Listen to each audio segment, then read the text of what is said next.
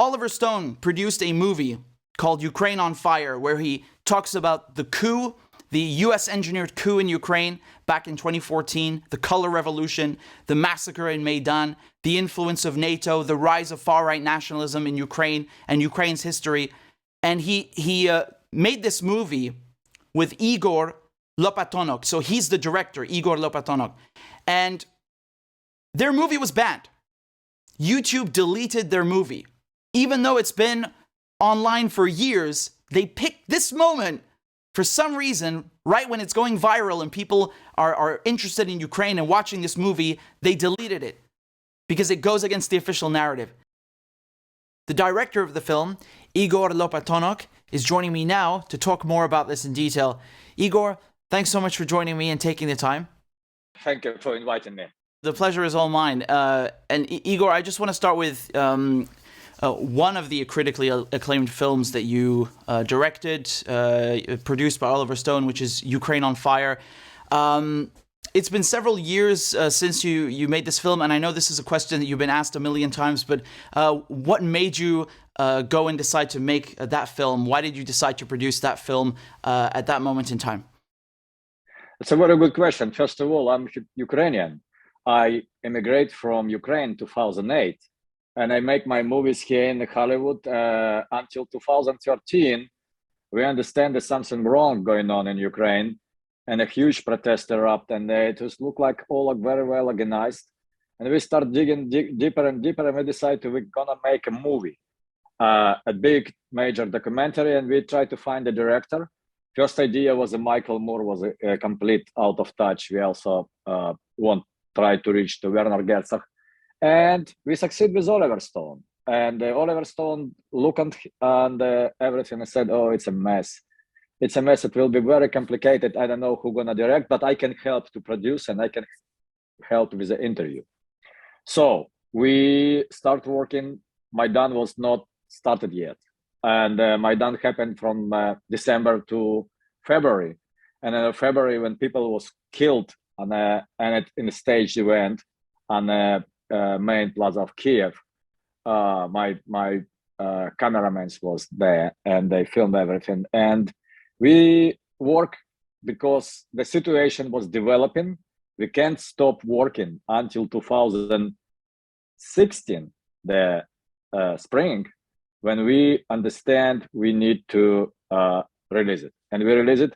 But yeah, by the way, we got an access to the ex-president of Ukraine, Yanukovych, who was on a run in Russia on this time. In December 22 of 2014, we record a big interview with him. And we also got the possibility to interview the Minister of Internal Affairs, what they call Chief of Police of Ukraine, Mr. Zakharchenko, very revealing both the facts, what they give it to us. And during the time of filming in 2015, and I helped in Oliver finishing the Snowden, I was one of executive producer, and I also helped him with starting up and continue the Putin interview. So we got the possibility to interview Putin, and Oliver did it for 1 hour for Ukraine on Fire. So as soon as we got that, we understand we have a full story. Oh, a lot of time, the people accusing me, so we one-sided. No, we sided with the truth. And we sent numerous letters to the different Ukrainian politicians. There's only one of them who responded with the no, but respond. That was Yulia Tymoshenko. But she said, no, I'm not gonna do interview with Oliver Stone because it's like Vladimir Putin interview. And that's it. So we released the movie in 2016 during the International Film Festival in Taormina. Audience loved the film. That was a standing ovation in the end. That was a lot of the auditorium was 700 people. We had the place, people standing in the rows. I was really surprised how well movie was received in Italy. But Italians has a good taste and they understand the language and that's simple for them. Even the movie, movie is hard to digest. It's not easy film because it is we pack the history of Ukraine we pack the politics, and we try to explain everything in 1 hour. And it's hard to digest because more than 70% of information what we give into our audience, they never know. So they need to digest. It's like stretching, like subjectively, it's more than 2 hours.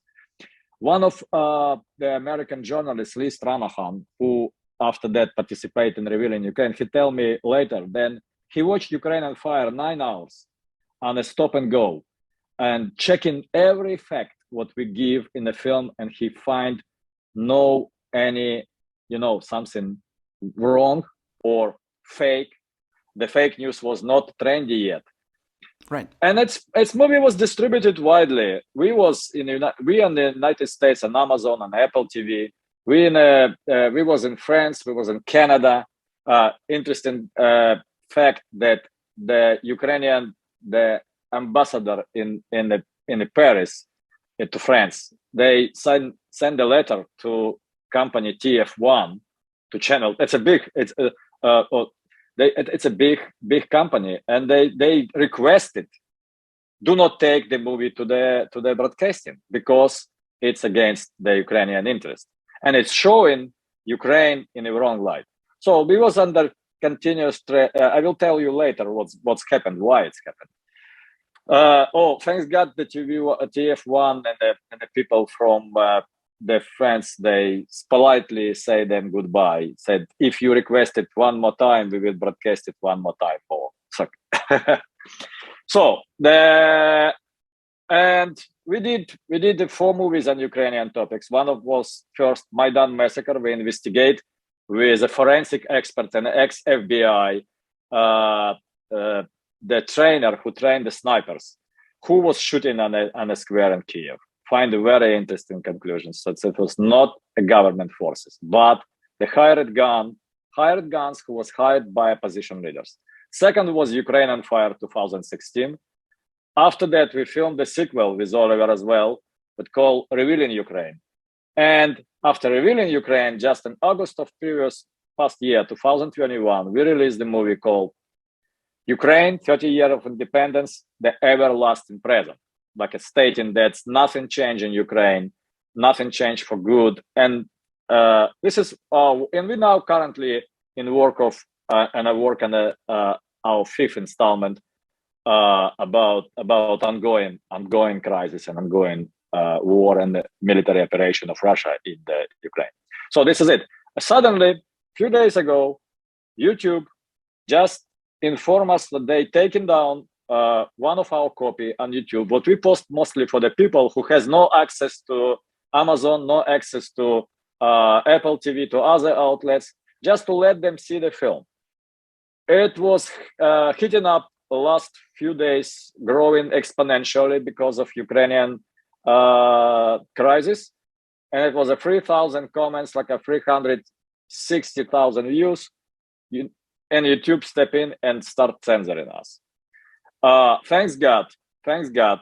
I tell it to Oliver. They discuss it with Glenn Greenwald, with whom we work on them during the Snowden time, and with help from Rumble, we penetrate that censor barrier, and now we have like 500,000 views on Rumble, and it's counting.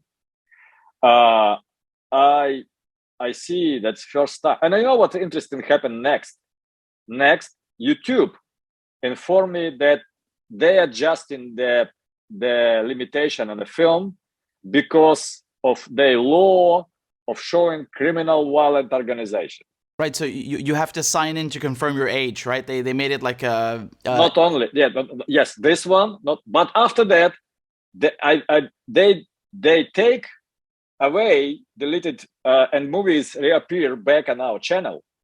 So the YouTube now step back. They restricted the movie to they said that why it's all happening, why it's now. I believe first we under direct hit from Ukrainian propaganda forces, military forces. They have a special division in Ukrainian military what operate the informational war. That's instructed, trained, and funded, and have big help from Department of Defense, of course. And they working under they try to, you know what, they need to take down all other voices just to keep main narration, to brainwash the people, to let them believe is only one truth. And they're arranging like, you know, polyphony of this so-called truth. So they're showing from different perspective here, different, but with same narrative. And this is what's happened to Ukraine on Fire. Yesterday, I posted on the same day the tweet that got very big attention from my audience and others because it was retweeted by the major Twitter influencer, and I post the link on a Vimeo for download, not to watch, but download the movie and disseminate it everywhere. This is a very good tactic with you under threat of disappearing from the screens at all.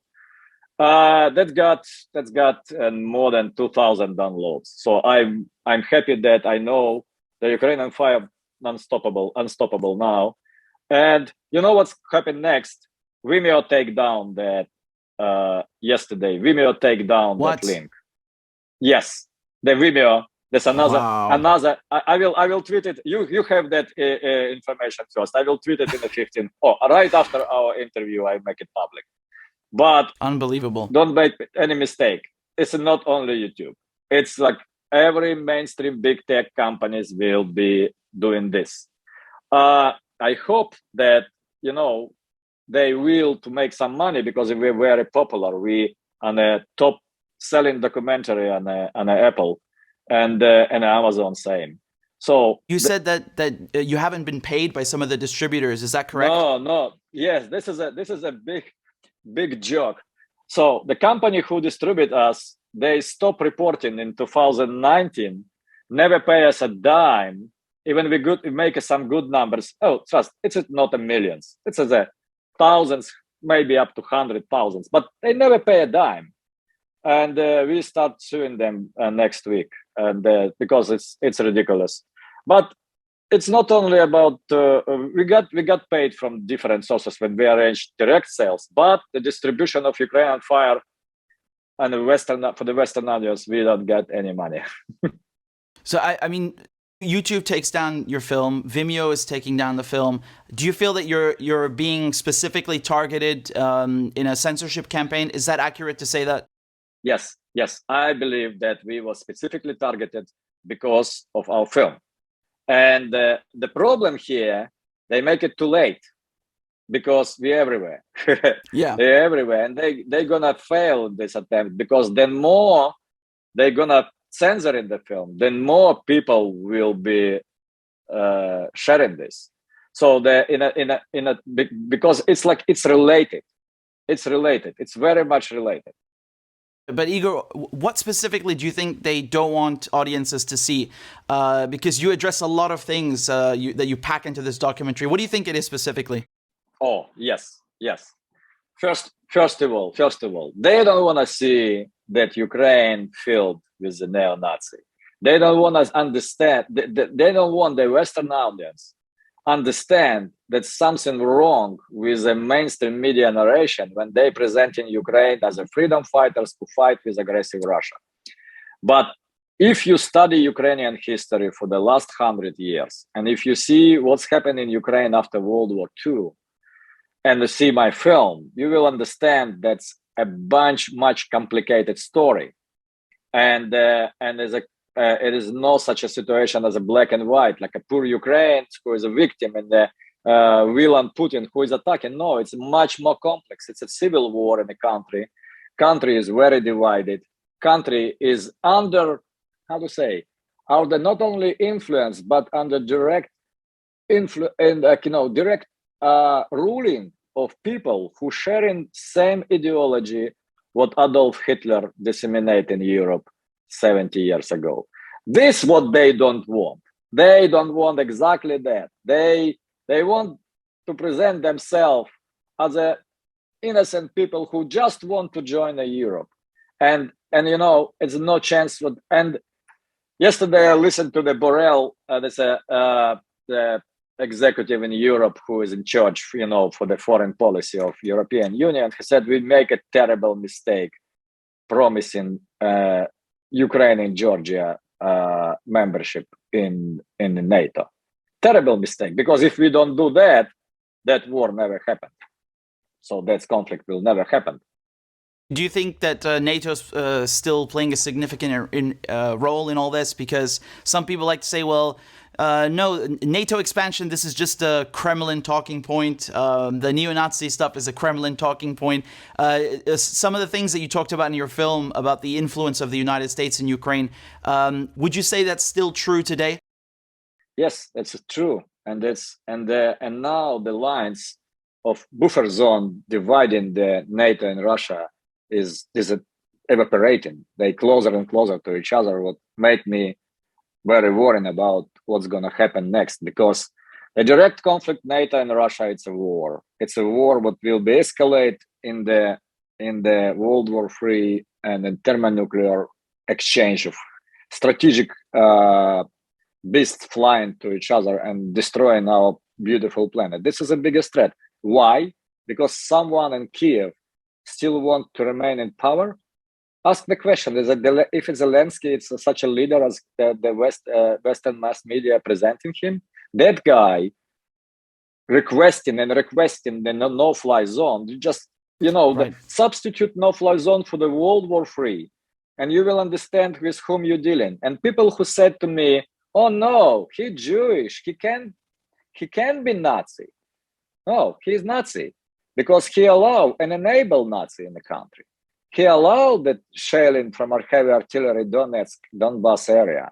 He allowed the battalion Azov exist. He allowed that all ultra radical Nazi who's torturing people, killing people, kidnapping people, assassinating people, to exist in that country. If he enabled this, if he cannot control it, he controlled it by them. This is why the President Zelensky, whom I know personally, he is not a hero. He came to the power on the trend of stopping the war. He promised to do that. He escalated the war to the much bigger conflict. And now he wants a no-fly zone and he wants to escalate it even more. I understand what he is as a drug addicted. I'm sorry, this is not something like nobody knows that he is sitting on cocaine. And it's a numerous video when he's under influence on a screen. So that guy, it's a big danger for the peace in Ukraine first and Europe, and it's a big disaster for Ukrainian people because he can stop that war in 2019. He can stop it now, very easy. He just need to say yes. Okay, let's stop the fighting. What the conditions? Sit and then negotiate, accept it. He need to accept because he has no military superiority against Russia. And Russia has no plan to finish that military operation fast because they don't want to kill the people. They don't want to kill a lot of people. This is why they make it slow, they make it in circles, they make this threat. You know what, Richard? Ukraine has, this is the third big military campaign happening in Ukraine. First one, when the Red Army during the Soviet Union time take the Kiev, was in 1920, after the civil war in Russia. Second one, when the Red Army liberate Kiev from the Nazi occupation that was happening in 1943 and 1944. And now in 2022, but this is still same maps, military map, what we're doing for our next film. I see the map, I see, oh my God, this happened again and again. The history rhyme. Let's not repeat themselves, but they rhyme. And why? Because one quality of Ukrainians, what we need to acknowledge as a borderland, on a border of Imperial Russia or Russia on the north and Europe on the south, they mastering their skills of changing the sides. They aligning themselves. You mentioned that in the film. Yeah. And this is a problem because, when you have a experience in your life dealing with somebody who can betray, who can change the side like that, you understand with whom you're dealing. You have no trust with him. Sorry, go ahead. No, and I also want to touch a little bit. It's a lot of produced fake news coming out of Ukraine. And I want to explain who is producing this, because it's a very interesting question. We've seen many of these stories, Snake Island, the Ghost of Kiev. Many of these videos turned out to be from old military parades, video games like Arma 3. What do you make of all of this footage that's coming out of Ukraine, especially a lot of it being debunked in the first week or two? Yeah, Ukraine has two special center of psychological operation. This is a military division. When people in a uniform sitting in front of computers and producing this. The one of them was destroyed by Russian, the direct hit of a precise weapon in Kiev. Another one located in Lviv and still operational. That special forces was trained, established and trained by the specialists from Department of Defense of United States of America. And they skilled and much more skilled than Russians in producing of the needed narration. So the idea is, if you manipulate the media, if you can saturate the informational space with a different view but same narrative, and if you can suppress any other voices who giving the alternative vision, sooner or later everybody gonna believe in this.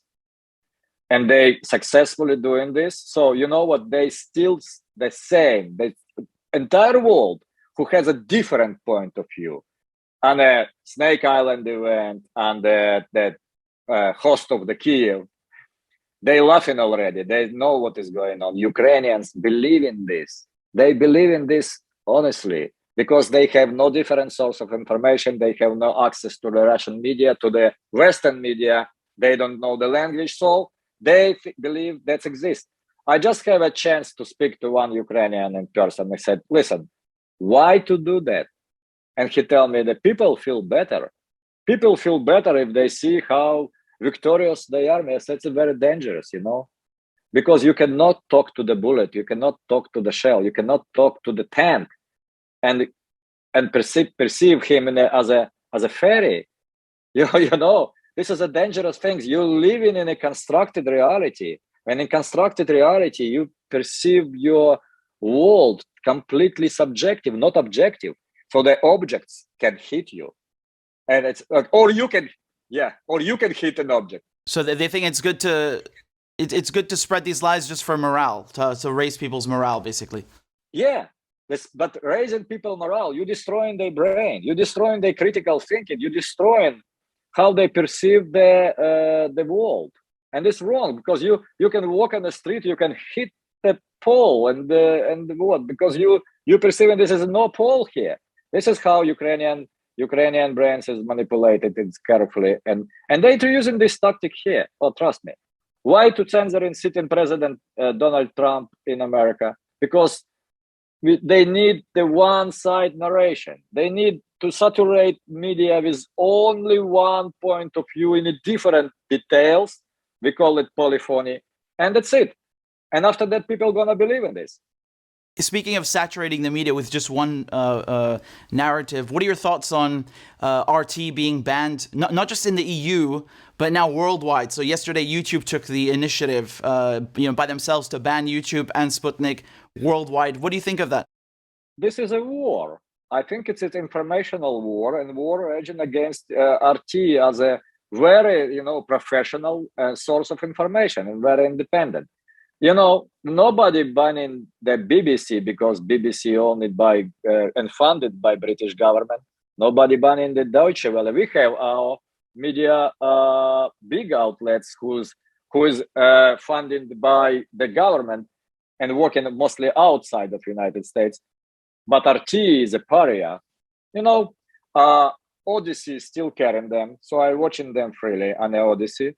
And I believe that people will find out the way to see the truth, but they need to make an effort. And I believe that's banning people from so it's exactly same strategy. You're saturating the media with only one narration and different visions, and that's it. And the people stop critically receive the reality. very dangerous stuff, because you brainwash people. This is a Goebbels, was a famous that Adolf Hitler propaganda minister who said, if you repeat the lie 7 times, that is starting to be true. Same shit. Sorry. Yeah. It's okay. It's just funny because, you know, I was on RT just the other day, and then they post the video and I cannot even see it because I'm in Europe. It's banned. And people are like tagging me, and I have no clue what it is, just to give you like a tiny idea of it. But it's absurd. I wanted to ask you, there was this clip that went viral from a Senate Foreign Relations Committee hearing where Victoria Nuland, she admits to Marco Rubio that Ukraine does indeed have these U.S.-funded biolabs.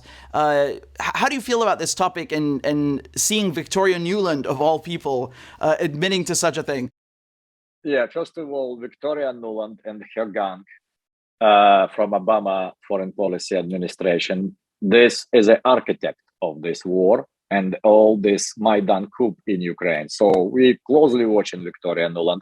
I need to say that Victoria Nuland, it's so easy to read her face because she's tried to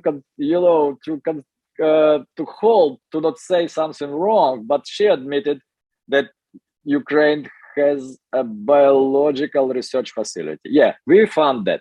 Department of Defense, I have in my possession documents what was deleted from the web, but they exist with everything: address, names, money, like around 2 million per each, more than like a 20. I mean, starting from the 15 million only, and go bigger and bigger. We see that biolabs, it is very interesting things. For example, in Kazakhstan, the biolabs, no local people can enter, only American citizens, and only with a clearance. So why if you studying something what pathogens, and you not allowing the local peoples to enter the labs? Interesting. And you need to have a clearance from Department of Defense. Come on. Victoria Nuland, I believe she know that Russians gonna seize all evidences from their lab, and they're gonna present. They practically already do that. The Department of Defense of Russian Federation gave extensive analysis of what planning to do these biolabs, how they studying. And you know what? This is a still big question about how COVID-19 emerged. Because from my perspective, that was manipulated a virus of the so it was constructed. It was not. So I believe that biolabs in Ukraine goal was as well manipulate some viruses, make them much more dangerous, and spread them, and they use the animals and birds as a delivery system. Dangerous. Biological weapon is prohibited. United States signed this convention as well as Russia and all other countries. So if the Russia can validate the biolab was real, but they real, and they can validate the evidences what they was preparing the weapon, that will be very bad situation. United States will go on a full denial of this. And then another topic, watch it closely, the nuclear weapons development in Ukraine. That was still not gained such a lot of attention because it's still ongoing, the evidence gathering. But as an Ukrainian and as a man who was the expertise in rocket science, because my first degree was in rocket science, I know that Ukraine has all capacity to build the nukes, tactical, not big, no more than 300 kilotons, up to 50, in a time slot from 3 months to 6 months. With the help, definitely. So I believe this was with US help. Yes, with a little US help. Of course, we provide them nukes with a launching code. That will be disaster and nobody will do that. But to help them to do this by themselves, and after that, Ukraine changed the status to totally different, because as a member of nuclear club, they will be, much more reassured that they can win the superiority. Richard, I'm realist. I know the Russian military capacity and Ukrainian military capacity. This is no way, no path to win with any other help. Because remember Afghanistan, how how much we help to Afghanistan, how much weapons we deliver. And it just two months before Kabul airport fall, the capital fall, we said, no, it's impossible. 300,000 people fighting for their freedom. No, they fall. They fought against the Taliban. And trust me, the Russian military, it's not a Taliban. Igor, I wanted to ask you a question because for me, I'm half English, half Syrian, and so I've seen what's happened in Syria the last 10 years, and for me personally, I see a lot of parallels with what's happening in Ukraine and what's happening in Syria. You know, they have these moderate rebels in Syria which turn out to be Al-Qaeda, and here in Ukraine they say no, these are just freedom fighters and so on, but you know, a good chunk turn out to be neo-Nazis. Do you also see some parallels in the propaganda campaign? It's exactly same. It's exactly same things. Even even that the emblem we're talking like a rising hand, what they use to the different NGOs, that same things in the Syria and Ukraine and everywhere, Russia and China. So the regime change in operation for the CIA running around the world, and Syria was under tremendous pressure to destroy Bashar al-Assad regime, to move him out of power. And they failed. And they failed because, first of all, the Syrians, the second of all, the help from Putin was timely and very limited to the airstrikes, but it's changed the things. And after that, who is producing this? Exactly same people who produced the Iraq invasion, because the whole problem in Syria started because of Dick Cheney and the gang. When they don't make a mistake, Victoria Nuland was in this gang during the Iraq wars. She was in there, so she is trained by Dick Cheney. She's pled allegiance to these neocons who run in the war and implementing the divide and conquer strategy around the world. So they increase in tension. After that, they do the military, they destroy, they make chaos. After that, they come and set up their markets and they sell in. But most important, under all this mess going on abroad, it's so easy to sell the weapons to American taxpayer, because now Biden has no problem to fund in Ukraine, no problem to fund in Pentagon, no problem to do like everything, and military industrial complex so happy, as well as a big oil company here is so happy. But I believe what's going on. So parallels, of course, this is the same things. What's happened in the Syria, what's happened in Ukraine, what tried to happen in Hong Kong, and it started happening in all Arab Springs. But look at the results. If they succeed, people not living better. Look what's going on in Libya. That was a beautiful country with a high level of life, and like people was take care, the free healthcare, free medicine, was everything good. Muammar Gaddafi was killed by exactly same gang, and this is why I believe the people in North Korea, they said no. The nukes are gonna save us from this. This is why we developed the nuke, because we don't want to repeat the Libyan scenario. And what's gonna happen next? I don't know. I just pray that we will avoid a World War III. I believe that Putin is discussing that with Biden directly. They agreed on something, and they agreed that will be no direct confrontation, but we still have a chance of some kind of provocation, because people like Zelensky, they still exist. They desperate to run the war because they have nothing to lose. They don't care about their people. Just perhaps as a last question, Igor, I don't want to take up too much of your time, but what do you think is the solution here? You mentioned just earlier about Zelensky, negotiating, settling with something with the Russians. What do you think is the best solution here? You know what, Richard? I'm a filmmaker. I can see. I want to record the history for the future generation to understand, and it's a numerous solutions here. But if you listen carefully to the announced Russian goals, what they said: demilitarization, denazification, neutral and friendly status for Ukraine. Ukraine is independent, and acknowledging of the Crimea and the Donbas independence exist. That's it. If you think these are reasonable demands?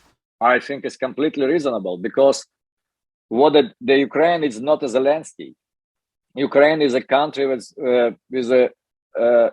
the people which suffer a lot under this regime. Why? So I believe that regime change, what can happen any moment in the Ukraine by themselves, without Russian help, can change dramatically this way. So it's still a lot of fog of war, and it's still not clear path.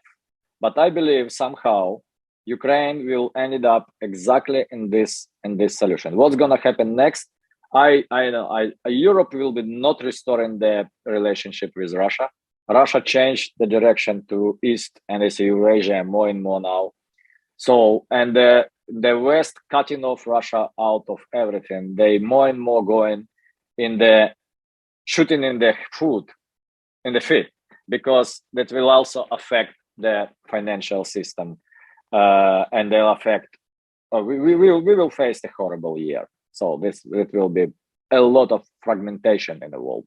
So I believe that a new world order will be with the three different powers: United States, Russia, and China, balancing its in triangle. That's not the bipolar as it was during the Soviet Union, United States time, and not one polar it was 30 years from Soviet Union collapse. So there's a birth to this multipolar world is bloody, but I believe that new world will be much safer because it will be no hegemony of one country on one ideology, and they will balance and they will watch each other and do not let each other to mess around.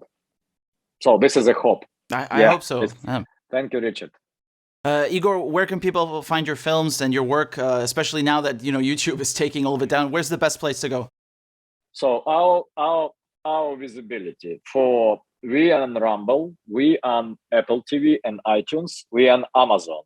We also on a few little outlets like Canopy and Tubi and others. So we will post on a Rumble and a Parler and a Twitter. We will post from time to time visibility report when we are available to watch. Thank you very much, Igor. I appreciate your time. Thank you. Take care. Thank you, Richard.